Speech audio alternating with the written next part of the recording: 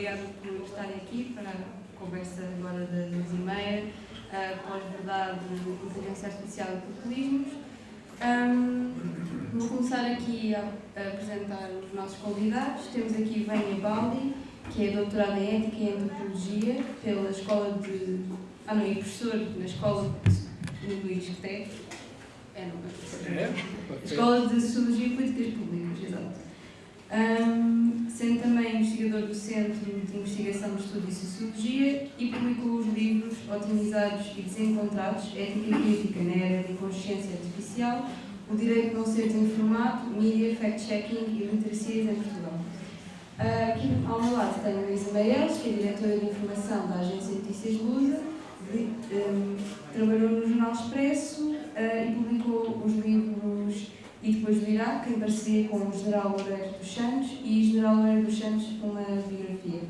E, por fim, Gustavo Cardoso, que é professor catedrático de Ciências de Comunicação no Departamento de Sociologia do ISCTE e investigador no CIES-ISCTE, dirigindo também o doutoramento de Ciências da Comunicação e as pós-graduações de Jornalismo e Comunicação e Assessoria Política. Pronto. Portanto, queria começar aqui a nossa conversa e depois passamos o microfone ao público para dúvidas e questões. E como ponto de partida, queria trazer aqui o livro que era o mote da nossa conversa, A Verdade Frágil, da autora Miriam Revolt Dallon, que se centra no conceito de pós-verdade e como é que influencia o nosso mundo comum. A autora vê o pós-verdade como um momento atual em que a verdade não importa tanto como a aparência e a opinião, ou seja, há no fundo um desvirtuar da verdade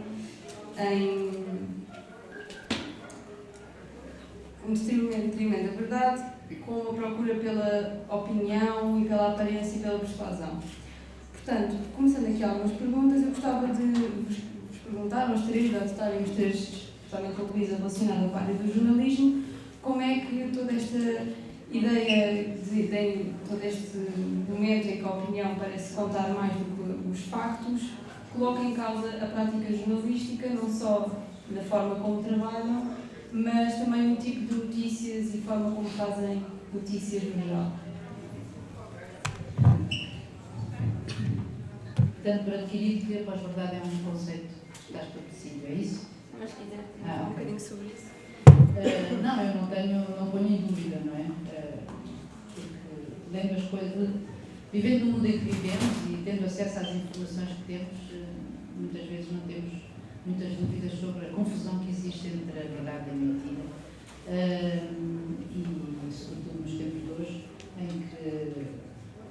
em que fica realmente muito difícil perceber, mesmo para um jornalista, perceber onde é que está a verdade e onde é que está a mentira, sendo que a função essencial do jornalista é tentar escrutinar onde está a verdade, as suas armas ou instrumentos principais que se aprendem na escola e com a tarimba é efetivamente ouvir as várias intervenientes, portanto fazer o chamado contraditório e enfim, tentar encontrar aquilo que é possível designar por verdade.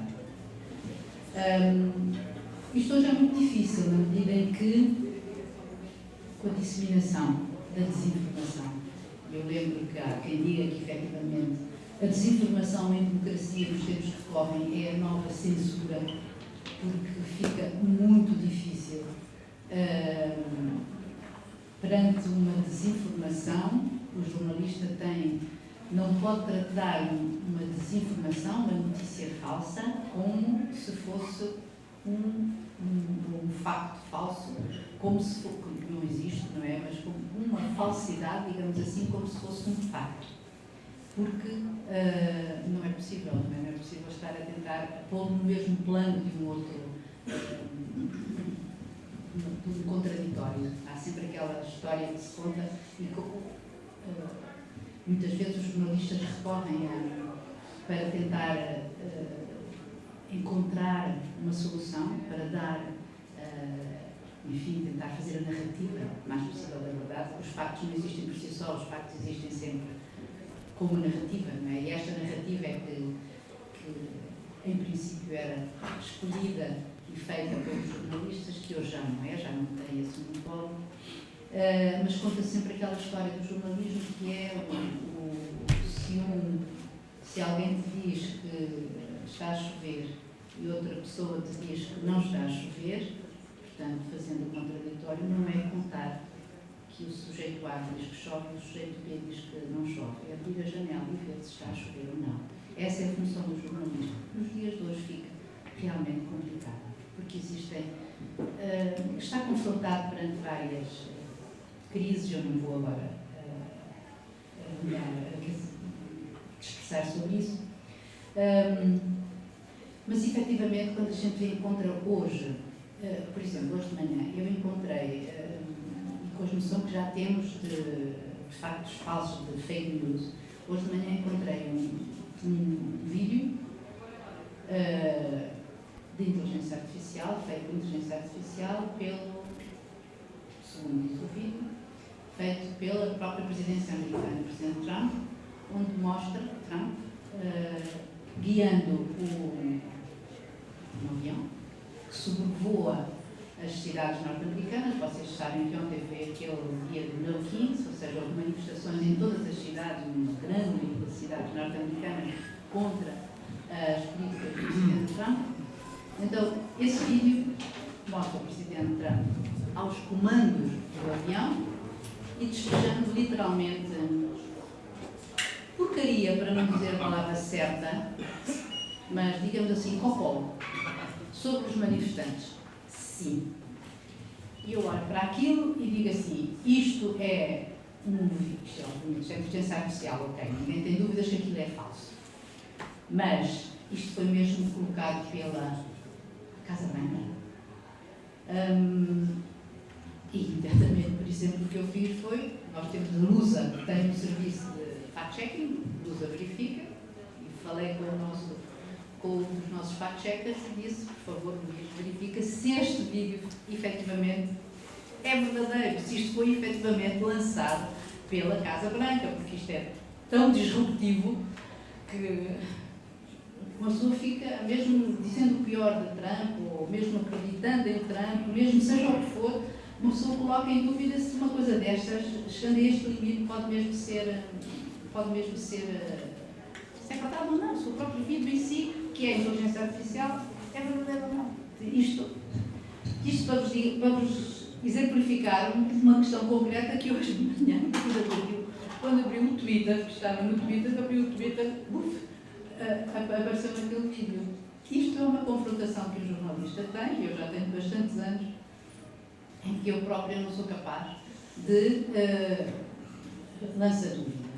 E depois está lançada a dúvida. Na nossa sociedade, a dúvida e a desconfiança da verdade está completamente lançada, institucionalizada. Aliás, o que nos depois reflete, nós podemos depois falar sobre isso, sobre a preocupação que isto nos traz em termos da democracia, etc., porque aquele historiador americano, o Timothy Snyder, diz que a pós-verdade é o pré-fascismo, na medida em que não só questiona a verdade, não só fala nas emoções, não só questiona a identidade e, no final das contas, ao semear a desconfiança, depois ninguém acredita em nada e, eventualmente, só o grande líder que tem a verdade. Mas eu posso depois falar mais um pouco sobre o que isto exige dos jornalistas nos tempos de hoje. Quando o jornalista cidadão, no sentido individual do termo, não tem mais recursos do que tinha antes, sem ser, quer dizer, ele está não quer ter isolado, ele está no meio de uma outra crise que o ultrapassa. Portanto, há uma crise dos meios de comunicação e no meio disto existe a própria crise do jornalismo. Se isto é mesmo uma crise, ou se o jornalismo consegue, ou o que é que pode fazer o jornalista para ultrapassar isto, nós depois podemos conversar. Vamos para já.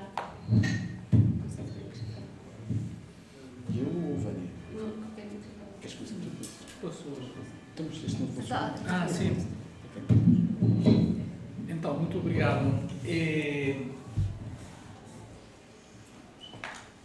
É assim, eu talvez começaria a responder considerando que estes problemas são problemas que vêm de longe e que não têm necessariamente uma raiz apenas só comunicacional ou mediática. Nós falamos de populismo já falamos há mais do que um século, mas na época contemporânea começamos a falar de populismo a partir dos anos 90. Os movimentos populistas que naquela altura protagonizavam o debate político, social, pelo menos no Ocidente, eram movimentos que tinham como razão, como causa da sua emergência, os problemas desencadeados pelos processos de globalização, que, em poucas palavras, seriam resumíveis com um protesto forte face à perda de poder da política, face à economia, à finança, e às novas regulamentações ou desregulamentações que tinham deixado, portanto, uma ideia que tinha minado qualquer experiência e percepção de soberania nacional. O afastamento, o desencantamento com a política, com a democracia, vem daí. Anos 90, perda de força, imigração do poder da política para outras esferas, e a sensação que os poderes políticos nacionais, de facto, tinham perdido capacidade de ativar, efetivar políticas no seu próprio contexto nacional. Este fenómeno, porque quero salientar este aspecto, porque apesar de nós trabalharmos na área da comunicação, não podemos pensar que tudo tem origem apenas uma causa, não é? O jornalismo está constantemente, não é, cada vez mais a celebrar o seu de profundis, não é? Uma ideia de uma crise que não conhece crise, não é? Nunca esta crise entra em crise, mas temos que considerar se esta repercussão, se este aspecto político, sociopolítico, tem sido de alguma forma também acompanhado para um processo que também tem começado a afetar os mídias, quer a nível global, quer a nível de cada país. Ou seja, isso é para dizer, um problema como este tem várias raízes, várias causas, talvez resumíveis numa noção de média política, não é? E não necessariamente apenas só mediática e discursiva. Portanto, a ideia é, será que os mídias ainda desempenham um ofício democrático? Os mídias, o jornalismo, num contexto ocidental, tinha nascido com este intuito, com este propósito, de desempenhar um papel democrático, de fortalecimento da democracia. Se nós pensarmos no estado de saúde das democracias nos últimos 40 anos, talvez temos uma ideia que esse estado de saúde não tem vindo a melhorar. E talvez os mídias refletam, não é, este estado de saúde e, por sua vez, talvez tenha contribuído a torná-lo ainda mais crítico e problemático. Como se diz aqui, se pôs a jeito. Não é? E de fato, pronto, falar desse problema para mim é interessante entender as razões pelas quais este fenómeno emergiu, porque talvez para nós pensarmos, para além do diagnóstico, também como ajudar a tentarmos dar uma volta, talvez temos que pensar que nos temos que preocupar com o estado de saúde da nossa democracia. Portanto, resolver problemas sociais, políticos, econômicos, que por sua vez poderá vir até também repercussões no aspecto mediático. Porque de fato eu estava a pensar, é verdade, a comunicação contemporânea é muito baseada em Portugal, mas Estados Unidos, Itália, para uma predominância de opiniões que se baseiam em opiniões que opinam opiniões de outras opiniões. Todas comentam comentários de outros comentadores. Talvez sirva para abafar algo de mais substancial, não é? Algo de mais substancial significa mesmo políticas efetivas sobre os problemas de todos, não é? E, portanto, esta maneira de conceber a comunicação serve, muitas vezes, mais para distrair ou para fazer política, mas numa dimensão mais, podemos dizer, especulativa, e não substancial. Pronto, eram estas primeiras coisas que queria dizer. Cabe a mim, não é? Bom dia a todos, também aqueles que resolveram vir aqui no domingo, também partilhar connosco esta conversa. E eu acho que esta conversa é uma conversa necessária, até porque ela nos permite colocar em cima da mesa críticas ao livro, por um lado, ter dois académicos à volta da mesa para comentar um livro com um conceito como pós-verdade, remete logo para uma primeira abordagem. Concordamos com a existência da pós-verdade ou não? A Luísa falou, disse que o conceito está assumido. Não, da minha parte não está assumido. Eu acho que o livro está, mas eu acho que o livro também está datado, também tem uma marca de um momento. O grande problema para a universidade, e também é um problema para o jornalismo, é como é que nós lidamos com aquilo que está a acontecer. Como é que damos resposta, como é que sabemos, como é que conseguimos abrir a janela para perceber se está a chover efetivamente ou não, mas também na universidade para perceber este fenómeno existe ou não existe. Porque a primeira resposta que nos é pedida enquanto universidade é dizer, então, mas vocês não estão a pensar nisto, vocês não estão a ver o que é que está a acontecer. E a universidade tem que dizer, sim, estamos, mas a questão é que para perceber a verdadeira raiz das coisas, por vezes, não acompanha a mesma dinâmica dos acontecimentos e dos factos. Eu vou chegar à pós-verdade, mas acho que não é nesta parte da conversa. Eu queria começar por uma outra coisa.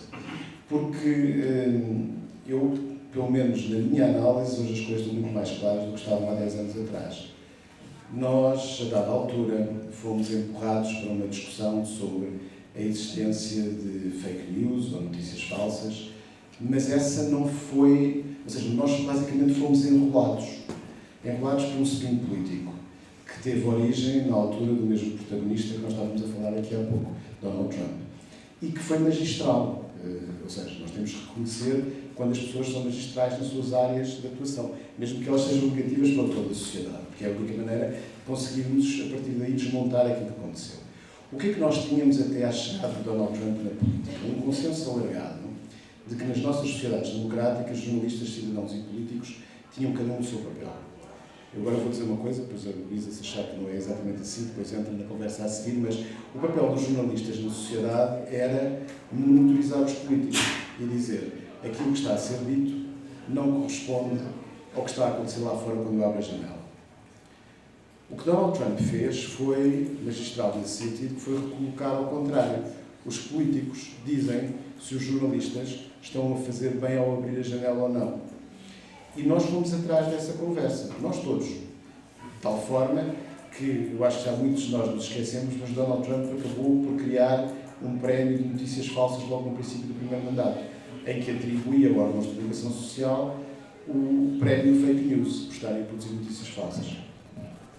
A questão é que isto não é apenas um spin político, isto é dizer, nas nossas sociedades mudou esse triângulo, as funções de cada um dos intervenientes, dos cidadãos, dos políticos e dos jornalistas alterou-se. Em cima disto, produto da própria dinâmica da nossa forma de comunicar e da transformação das nossas sociedades, nós passámos a ter, em vez de um triângulo, passámos a ter um quadrado que em cada um dos vértices, aos três que já existiam, jornalistas, cidadãos e políticos, juntámos as plataformas também. As plataformas, o Facebook, o Instagram, o LinkedIn, o X, o TikTok, TikTok, todas elas. E de repente nós começámos a viver num mundo onde aqueles que tinham acesso à mediação, à palavra e a comunicar aos outros, que eram maioritariamente jornalistas, ou a discussão era feita a partir daquilo que os jornalistas colocavam a circular pelos próprios comentadores nos jornais, nas rádios ou na televisão, nós passámos para um mundo onde toda a gente tem a possibilidade de comentar tudo. E isso é efetivamente uma ruptura com o modo de funcionamento. Nós associávamos a verdade jornalística. A partir de dada altura, toda a gente está com uma verdade que na forma é parecida, porque vem da mediação, está num ecrã, de computador, de telemóvel, etc., onde também está a verdade jornalística, mas agora há uma verdade opinativa que cada um de nós tem. Quando eu digo cada um de nós, somos mesmos todos nós os que estamos aqui nesta sala. Porque nesta comunicação basta partilhar uma coisa para expressar uma opinião. Pode não ficar muito perceptível para quem recebe essa partilha numa rede social, se nós estamos a partilhar porque concordamos ou discordamos, se não escrevemos nada, mas só o facto de o fazermos quer dizer que alguma coisa nós temos a dizer na nossa cabeça, mesmo que não escrevamos. E quando escrevemos qualquer coisa, como já viste isto, já estamos a dizer alguma coisa. Portanto, o nosso mundo é este, é radicalmente diferente daquele que existia na passagem do século. Agora, se nós quisermos olhar numa perspectiva histórica, nós vimos num mundo de consenso sobre aquilo que era a verdade, porque as coisas funcionavam assim e nós nem sequer questionávamos. Na maior parte dos casos, a produção jornalística era assumidamente verdadeira, porque o trabalho jornalístico era bem feito. Quer dizer, há sempre algumas exceções, mas era isso. E, portanto, nós tínhamos essa ideia de verdade igual a verdade jornalística, igual àquilo que é publicado, transmitido, seja na rádio ou na televisão. De repente, todas essas exceções que nós tínhamos e nunca questionámos, começámos a misturá-las com todo o mundo das plataformas e tudo aquilo que nós dizíamos e que ia circulando. E, portanto, é aí que nós chegamos. Se isto é um mundo de pós-verdade, eu acho que isso implica que a gente faça uma outra discussão mais daqui a pouco, que é de saber se a verdade, efetivamente, era aquilo que nós estávamos habituados ou não, mas isso, a nota fica depois mais aqui.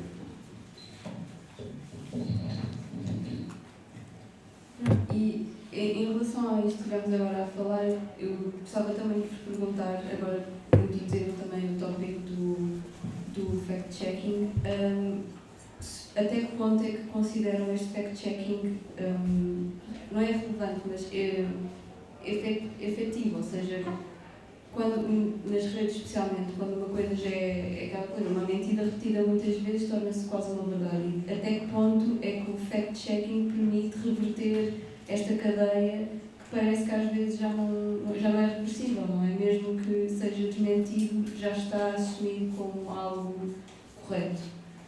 Posso dizer alguma coisa antes de entrar na nova, na nova pergunta? Respondendo a estas duas questões dos dois académicos, que eu muito respeito e gosto. Eu gostaria de lembrar o seguinte, ligadamente com o que Gustavo disse agora, é que o jornalismo nasceu como jornalismo amarelo, no sentido de yellow journalism, que é aquela coisa que dizer não importa o quê. E foi a publicidade que, curiosamente, normalizou o jornalismo, porque para atingir um determinado público, isto nos Estados Unidos, como é óbvio, estamos a falar do século XIX, em que a publicidade que se quer ser credível e transmitida através dos órgãos de comunicação credíveis, tinham que ter também jornais credíveis. Portanto, isto é engraçado quando se pensa nisso. E sobre esta função do que é o jornalismo, depois evoluiu muito, e no século passado, efetivamente, a função do jornalismo no século passado, eu acho que também hoje, é monitorizar os políticos, e não só fazer o escrutínio do político, não é essa a única função do jornalismo, não é? Mas a verdade é que de certa maneira os jornalistas eram os guardiões da verdade, não é? No sentido que é tal coisa da narrativa e dos factos, só quando os factos não existem por si, é o jornalista que vai. Há aqui a subjetividade, depois temos isenção, imparcialidade, rigor, todas essas normas que o jornalista deve obedecer, e que, mas que depois permite que ele construa uma narrativa que faça sentido. Portanto, o jornalista era o detentor desta narrativa. Hoje, com o aparecimento das redes, etc., deixou de ser ele o detentor disso, porque há múltiplas narrativas, e ao existirem múltiplas narrativas, o cidadão desconfia, ou pelo menos não sabe em que acreditar. E por isso, quando o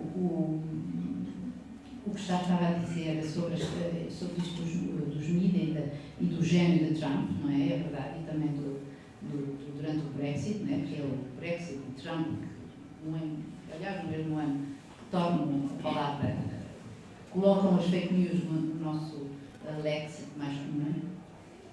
O Steve Bannon, como nós nos lembramos, foi um grande inspirador, ou pelo menos, de certa maneira, de Trump.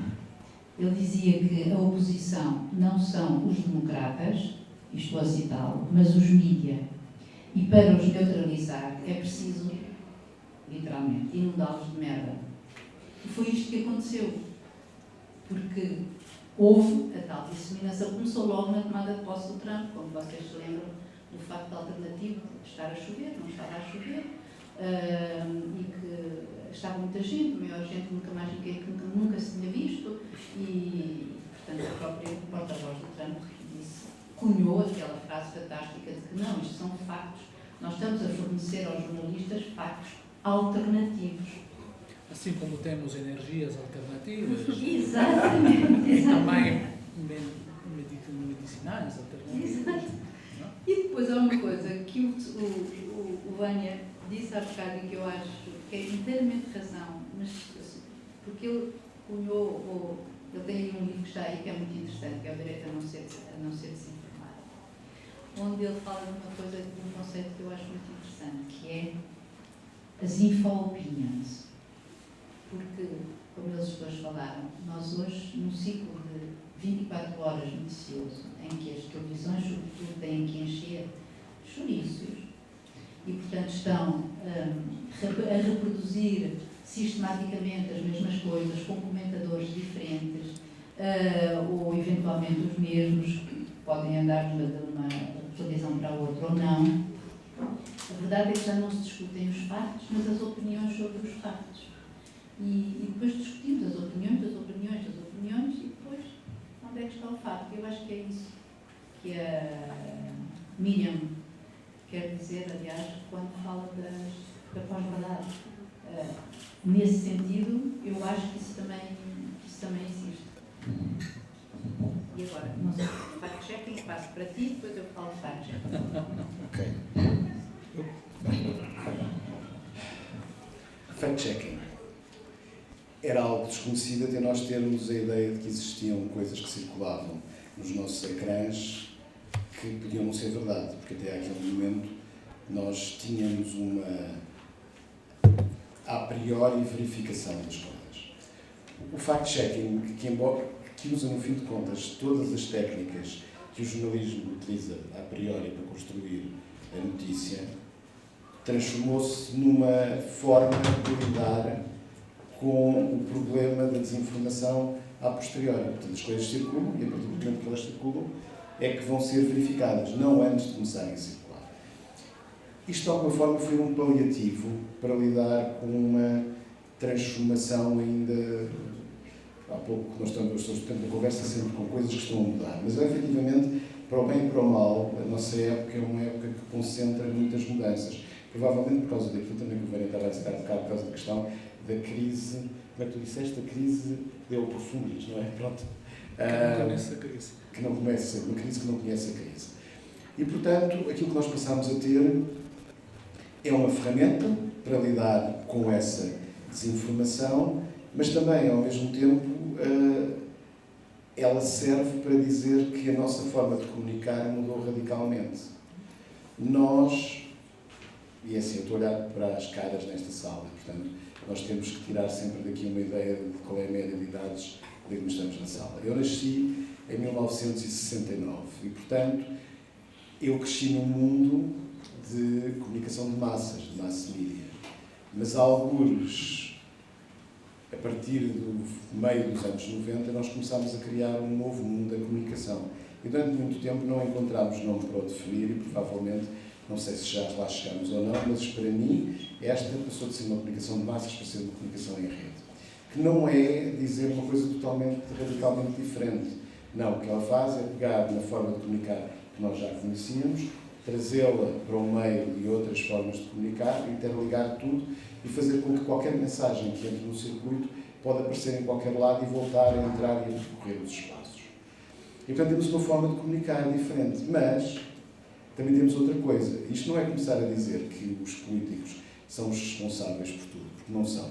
A sociedade é também responsável, mas nós tivemos, só para dar um exemplo do quadro europeu, uma ideia que políticos, académicos, jornalistas, todos nós alimentámos ao longo dos últimos, talvez quase 30 anos, se não mais. A ideia de que vivemos numa sociedade, informação, conhecimento, etc.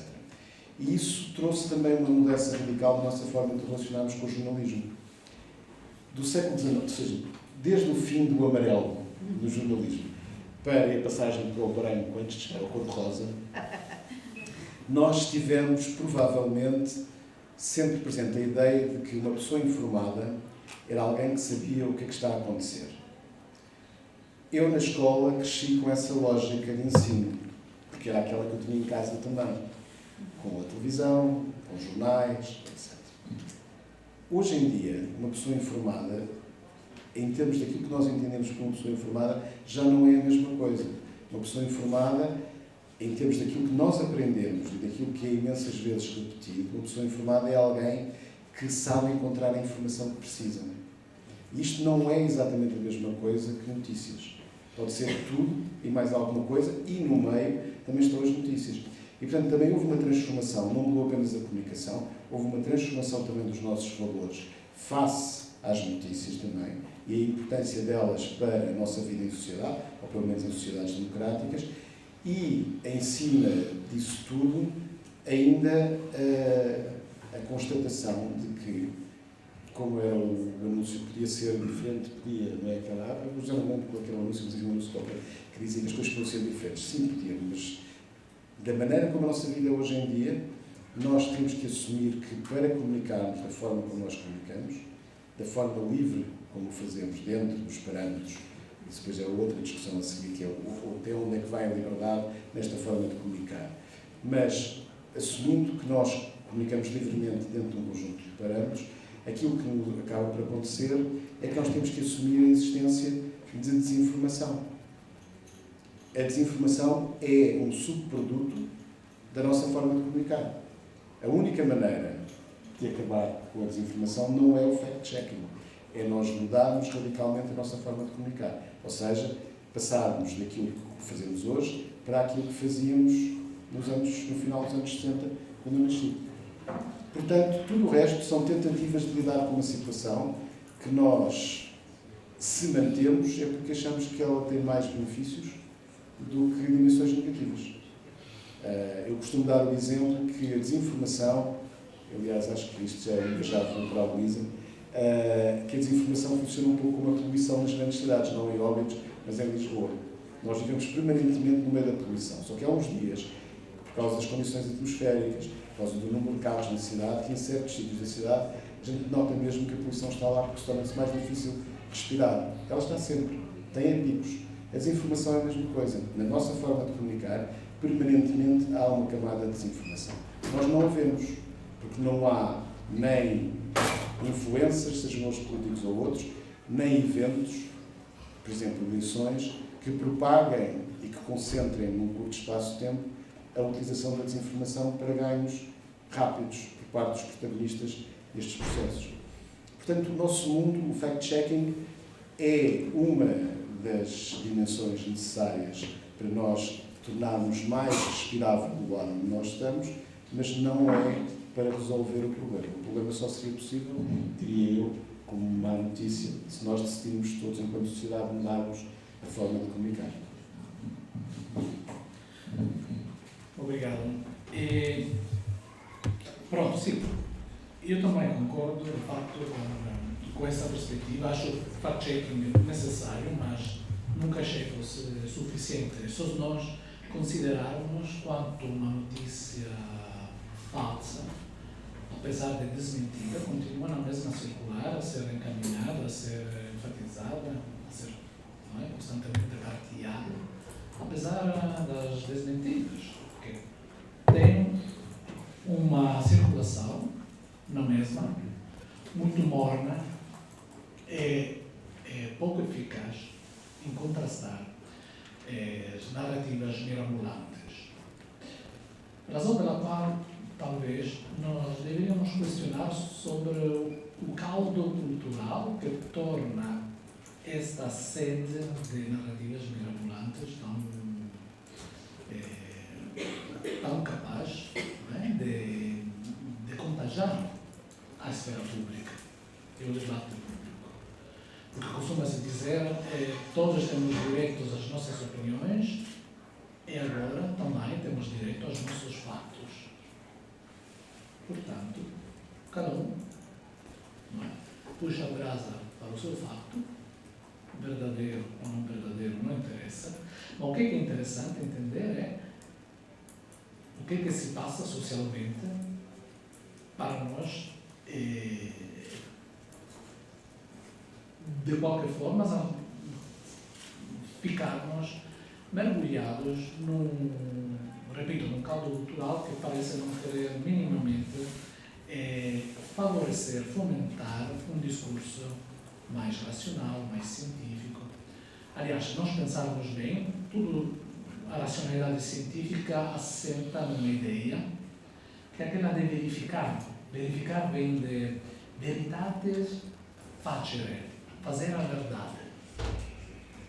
Ou seja, todo o discurso científico assenta na ideia que não quer construir verdades absolutas, quer encontrar erros e corrigi-los. O procedimento científico é um procedimento, como aquele jornalístico, quando é bem feito, que avança para a aproximação à definição de uma condição melhor para contar um fato ou para elaborar um conhecimento. Portanto, é uma correção constante, uma verificação constante.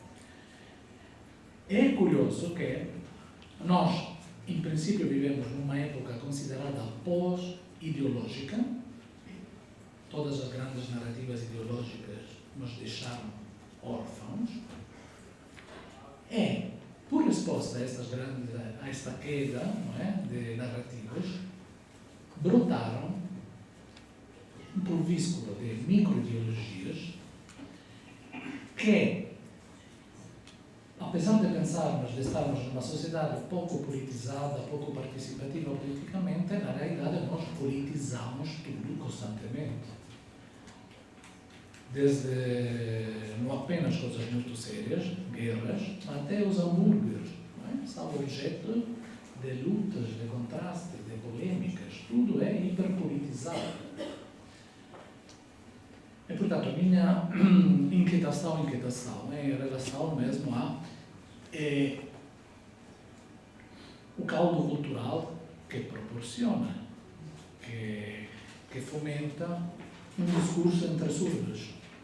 Então é como voltarmos a não sermos surdos.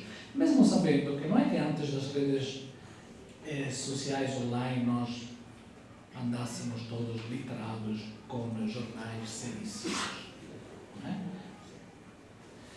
A literacia foi sempre algo que questionável também no contexto pré-digital. O que mudou é o espaço, a esfera pública. A esfera pública é uma esfera cacofônica, onde parece que todos equivalem, e nós deveríamos desmentir, para além das notícias falsas, desmentir a retórica pela qual todo aparentemente se equivale.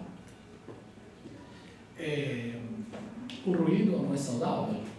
E depois, mais uma vez, insisto sobre o fato que estamos a falar, enquanto falamos de mídia e jornalismo, estamos a falar da saúde da nossa democracia. Portanto, duas facetas estritamente interligadas. Sobre fact-checking. Sim, porque fact-checking está também muito ligado ao jornalismo. Aliás, há quem diga que o fact-checking é agora uma nova versão do jornalismo. Eu acho que não é. Eu acho que, a bem dizer, o fact-checking é o core business do jornalismo.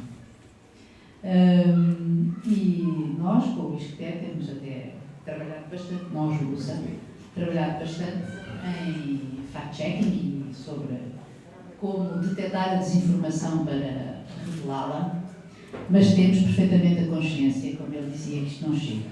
Fact-checking não chega, porque nós sabemos que, como já foi dito, uma mentira muitas vezes repetida acaba por ser verdade, e hoje é muito difícil, portanto, mas não se pode também desistir de dizer a verdade, não se pode desistir alto e bom som de continuar a dizer que não é verdade, simplesmente não pode ir-se embora e deixar todo um digamos, um meio só dependente daquilo.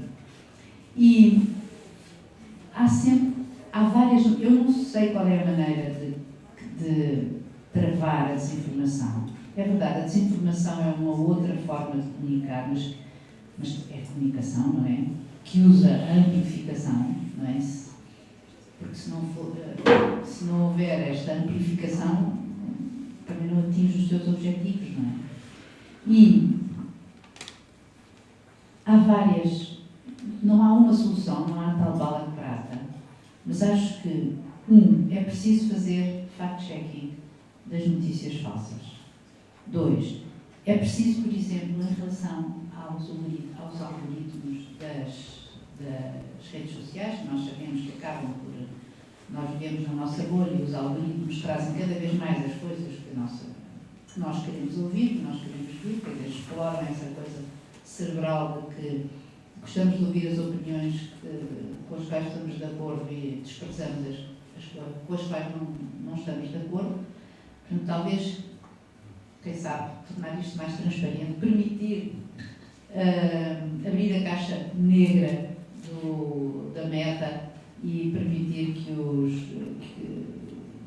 os algoritmos se tornassem mais transparentes é uma impossibilidade, porque nunca vai ser possível deixar que os algoritmos se tornem transparentes, porque senão, quem sabe, podiam-se mudar os algoritmos e impedir que eles façam determinadas coisas. Há também a literacia mediática, não é? Insistir sempre, insistir com as crianças, com as crianças, adultos e velhos, desculpa, mas com toda a gente, porque nós também não podemos esperar que as crianças nos venham salvar, não é? Ensinando o espírito crítico, não é? Por essa altura já estaremos mortos. Mas acho que não existe uma receita única para a desinformação, para combater a desinformação, mas acho que, como já alguém disse, o primeiro passo para isso é perceber que estamos numa guerra, e estamos numa guerra contra a desinformação. E se nós percebemos que estamos numa guerra de desinformação, nós temos que buscar vários instrumentos para combater.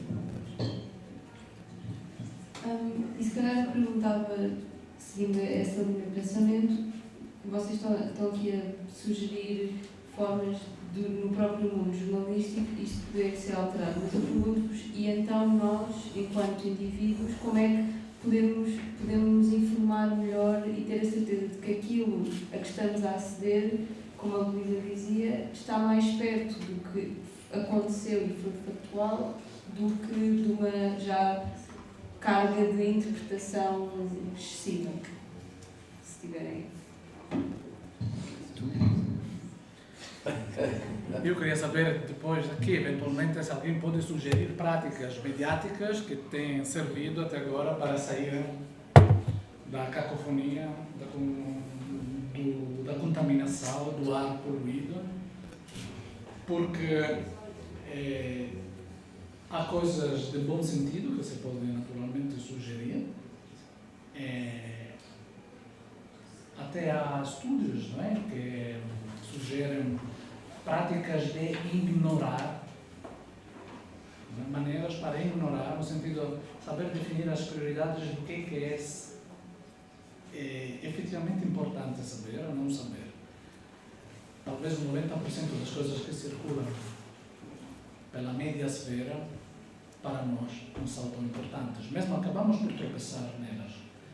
E, portanto, práticas de uma dieta mais saudável são várias. Eu não saberia.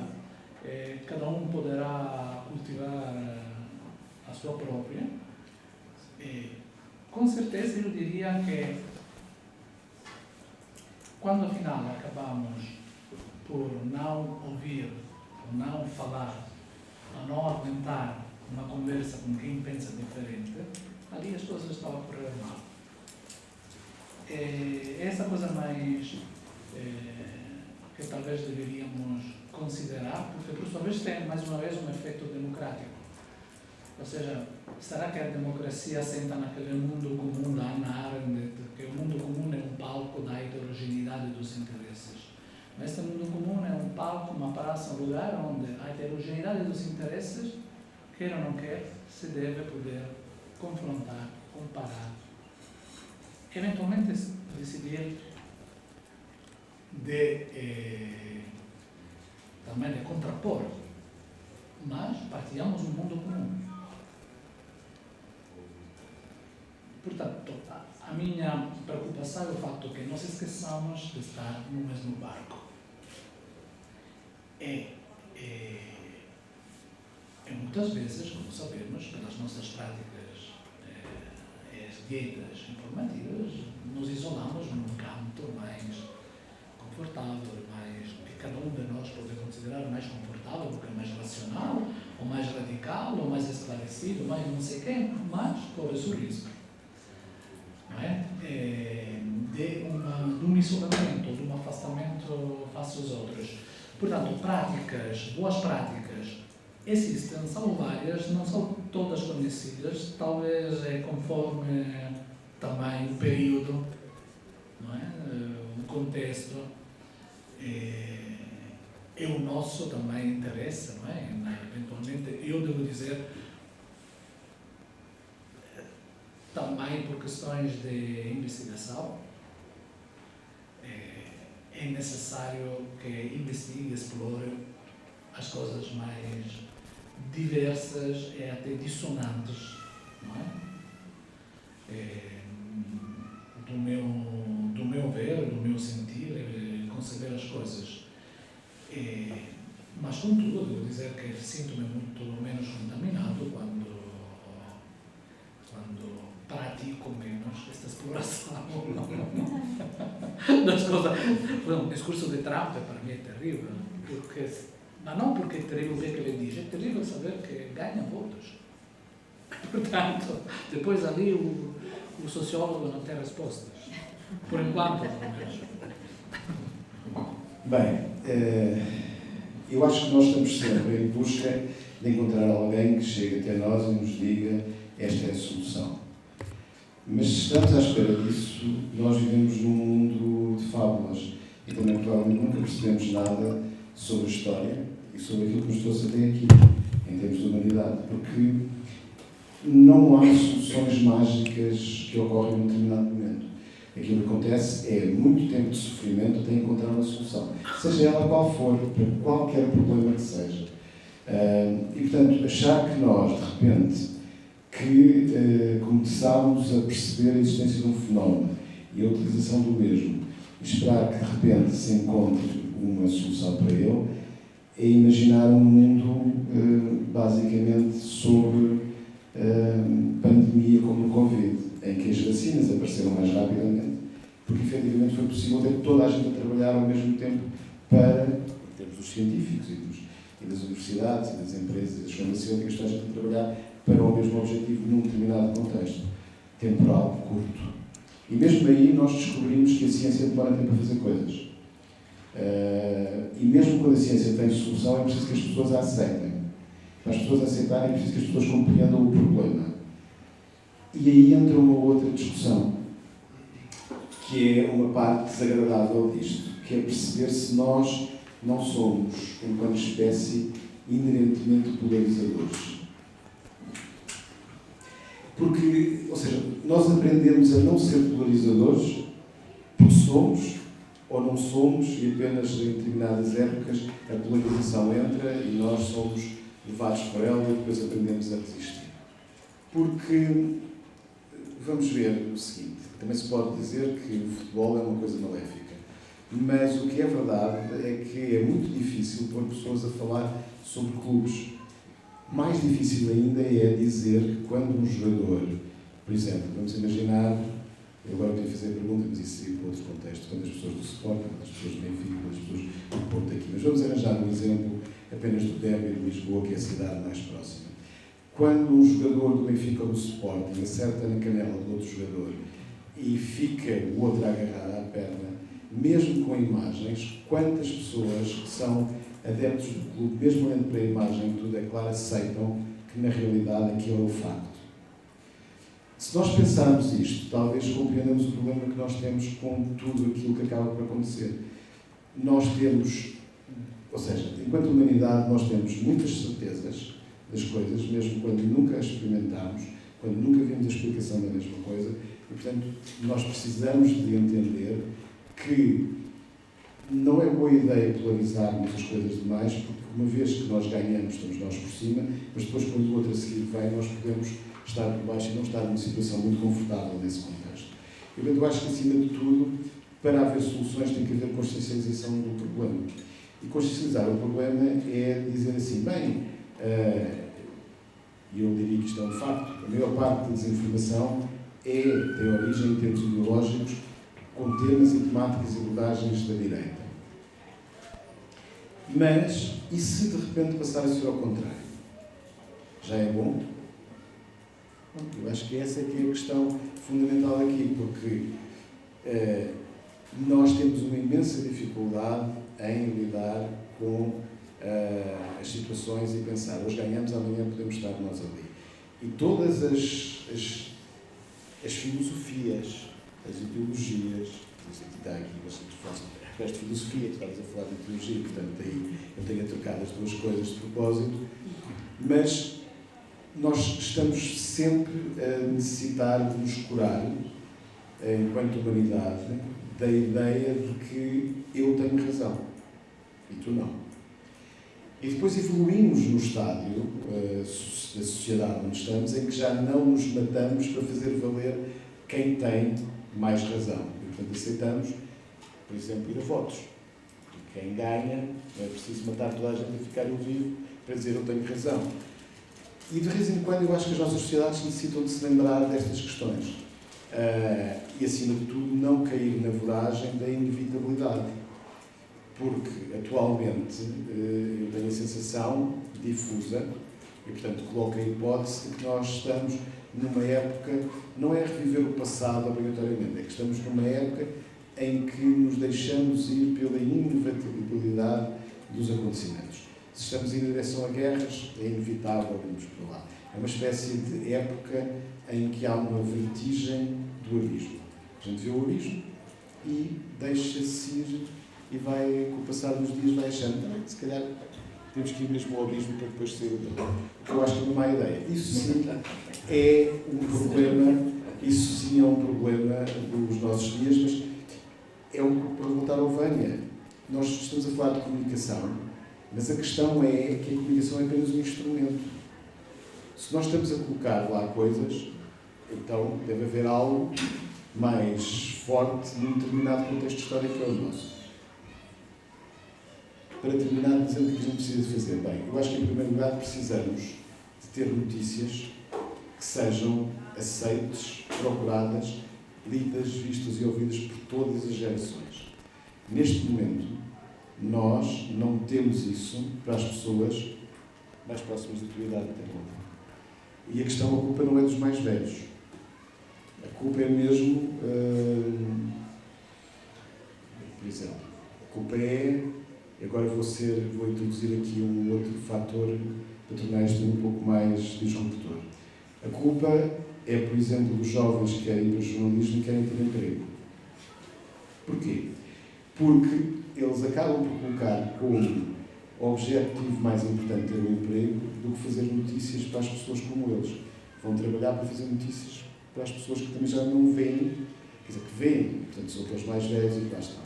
Isto tudo tem, para mim, uma questão muito simples e que é muito difícil, porque se ela fosse simples já teria sido resolvida em algum canto do planeta e não foi até agora.